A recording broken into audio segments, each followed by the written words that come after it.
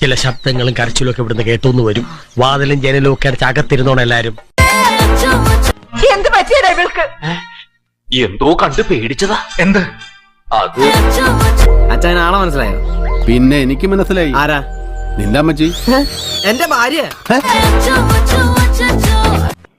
ഇവനൊന്നും നമ്മളെ പോലെ സംസ്കാരമുള്ള കുടുംബത്തിൽ പറഞ്ഞവരല്ല. കൈയൊക്കെ വിരിവിരാന്ന് വരണം. ഒരു കളി കളിക്കാം. മനസ്സിലായി. അപ്പൊ അതിന്റെ ഏനക്കേടായിരുന്നല്ലേ?